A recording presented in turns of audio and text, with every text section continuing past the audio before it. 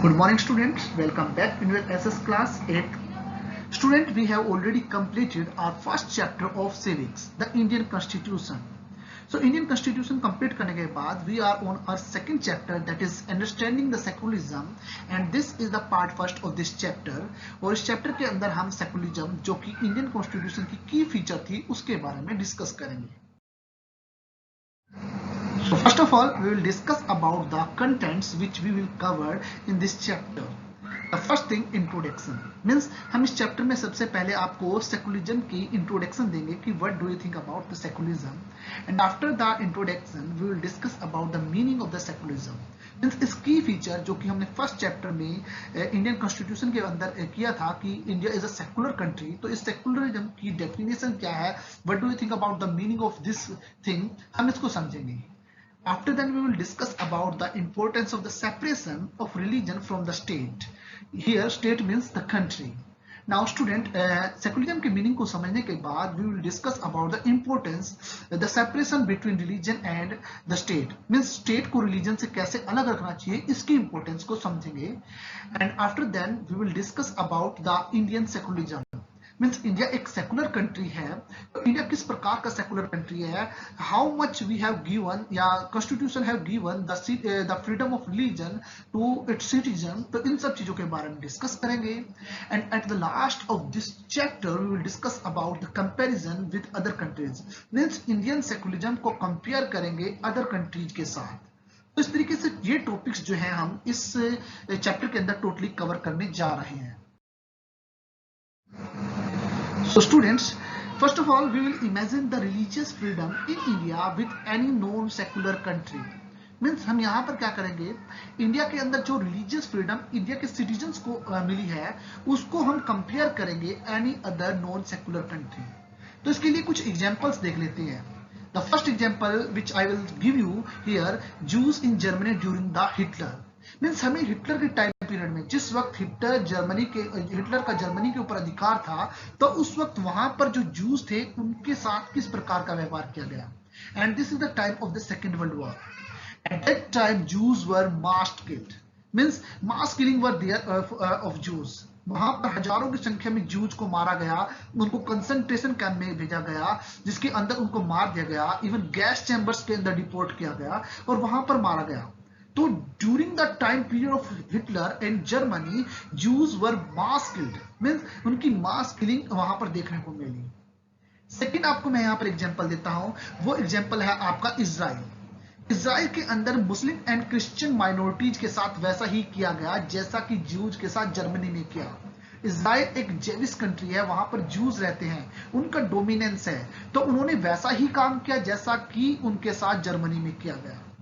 And the third country I will give you the example of Saudi Arabia. यहाँ पर non Muslim जो people है, they don't have any religious freedom. They can't build any temple, any church, etc. तो इस प्रकार की ये मैं आपको एग्जांपल दे रहा हूं और ये these are the example of the non secular country. Now compare the religious freedom of India with these non secular countries. तो आप इन सब चीजों को कंपेयर कर सकते हो. Students, when we compare all these things, so above example shows that discrimination, exclusion and persecution on the ground of religion. तो हमने इन तीनों चीजों के अंदर क्या देखा कि एक धर्म जो है या एक रिलीजन जो है वो दूसरे धर्म के साथ, दूसरे रिलीजन के साथ डिस्क्रिमिनेशन को दिखा रहा है. मींस एक धर्म के साथ डिस्क्रिमिनेशन हो रहा है या एक्सक्लूजन किया जा रहा है एक रिलीजन का, या प्रोसिक्यूशन किया जा रहा है, मींस मास किलिंग की जा रही है on the ground of the religion के आधार पे. ये एग्जाम्पल हमें शो होते हैं. And when this happens even on a large scale when one religion is given official recognition by the state at the expense of other religion.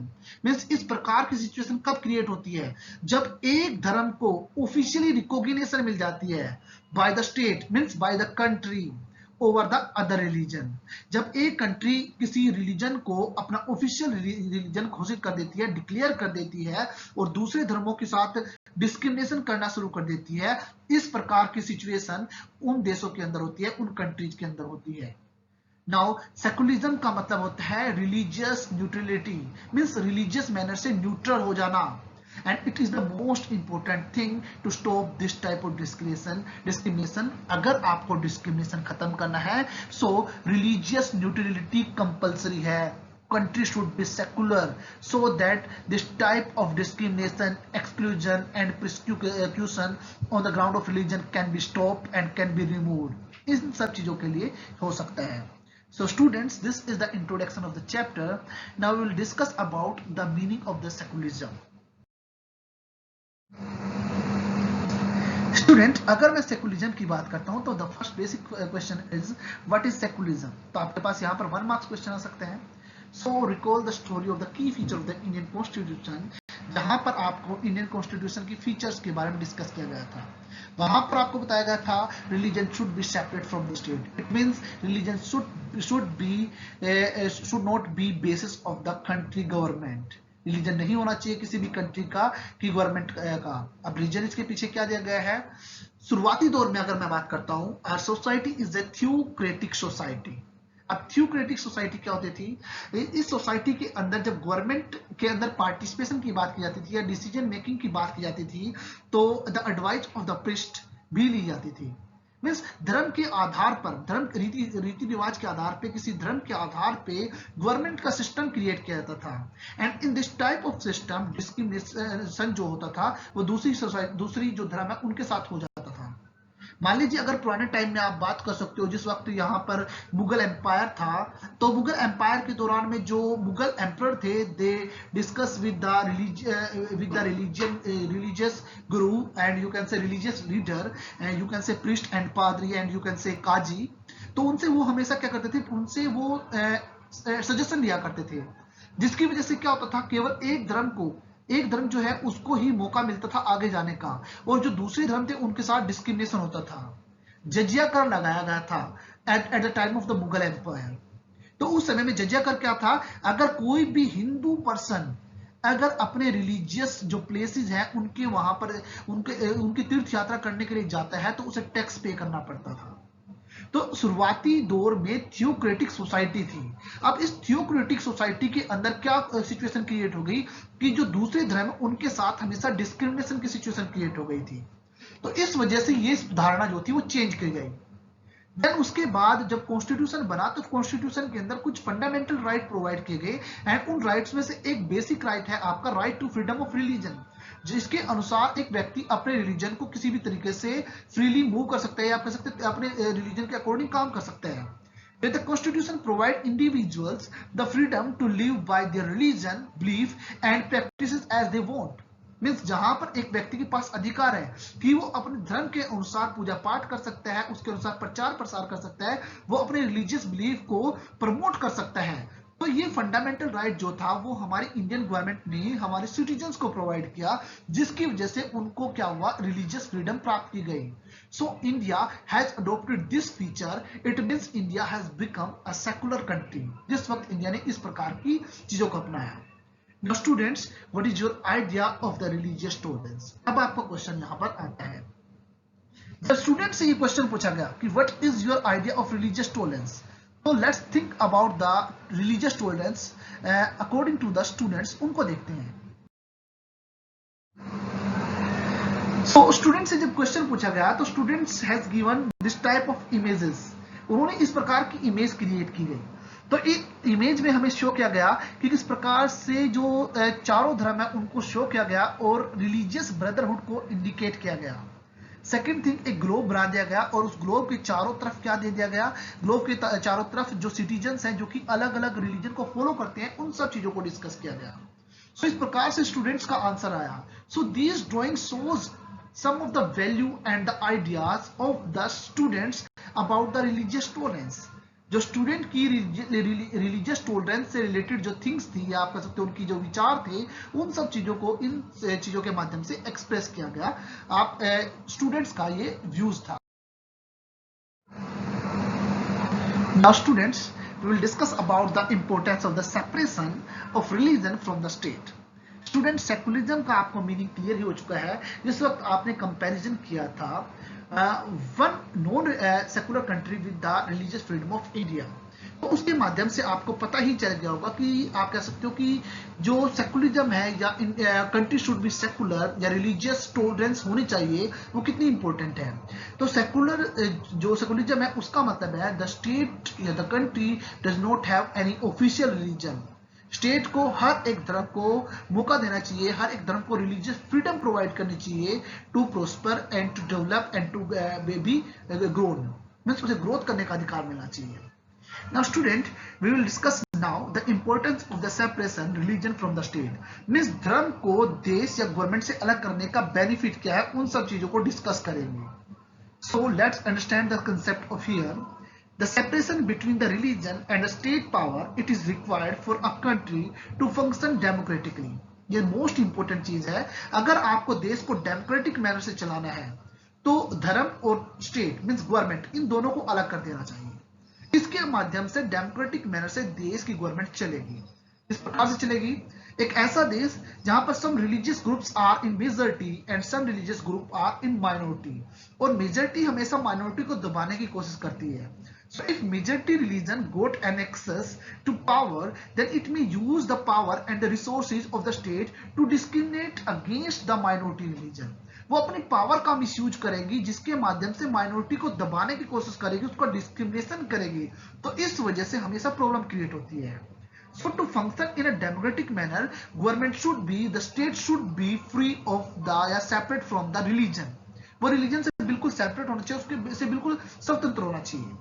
Now the second point, if state power is used with religious viewpoint, then it would lead to the discrimination and coercion and you can say killing of the people on the religious who is not in power.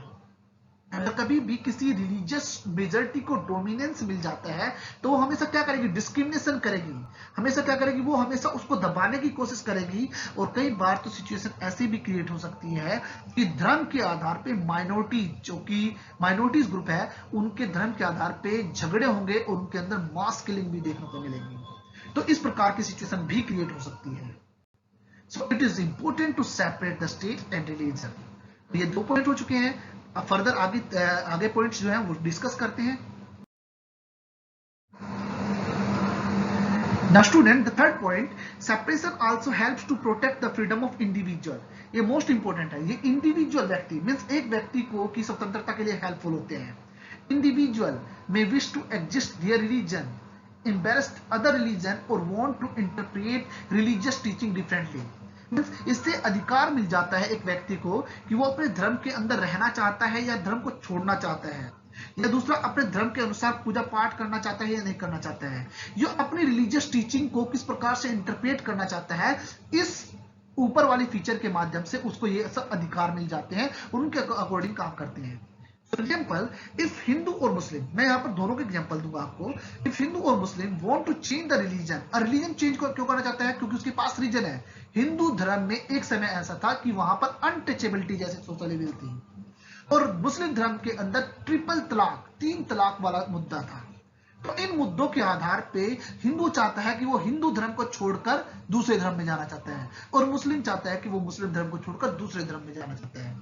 अगर separation of the religion from the state हो जाएगा तो उसके माध्यम से इन individual people को ये अधिकार मिल सकता है कि वो अपने धर्म को चेंज कर सकता है। अगर उनको ये अधिकार ना मिले, अगर उनके पास, अगर देश के अंदर ऐसी सिचुएशन ना हो कि रिलीजन और स्टेट उन दोनों को अलग रखा गया या उन दोनों का एक दूसरे के ऊपर इन्फ्लुएंस ना हो, तो उस सिचुएशन के अंदर इस प्रकार की प्रॉब्लम क्रिएट हो सकती है कि वो अपनी जो धर्म है वो चेंज नहीं कर सकते। But if the state power were in the hand of those, means you can say Hindu or Muslim, who didn't want to change your religion, would it be possible for you to practice freedom of religion? क्या आपके पास मौका मिल सकता था कि आप अपने धर्म को स्वतंत्र पूर्वक निभा सकें? कभी नहीं हो सकता था, ऐसा कभी ना मिलता। So it is important to separate the state and religion. तो यही कुछ कारण है जिनकी वजह से जो स्टेट और रिलीजन है, they should be separated, तो सेपरेट होने चाहिए।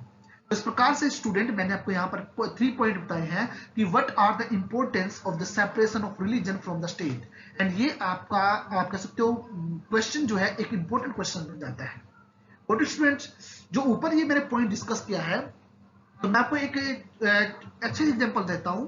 भीमराव अंबेडकर, जो कि हमारे कॉन्स्टिट्यूशन के फादर माने जाते हैं, जब उन्होंने देखा कि हिंदू धर्म में अनटचेबिलिटी जैसी प्रॉब्लम थी, तो उन्होंने क्या किया, उन्होंने बाद में अपने धर्म को परिवर्तित कर लिया और वो बौद्ध धर्म के अंदर चले गए। तो इस प्रकार से उन्होंने अपना धर्म भी चेंज किया। और वो कब हुआ, जब रिलीजन और स्टेट को मींस कंट्री को सेपरेट रखा गया। अब जब दोनों का एक दूसरे के ऊपर इन्फ्लुएंस नहीं रखा गया, तो उस सिचुएशन में वो कर पाए। तो इस तरीके से this is the importance of the separation of the religion from the state. So I hope students everything is clear to all of you. So I'll see you in the next video. Keep smiling. Thank you. Have a nice day.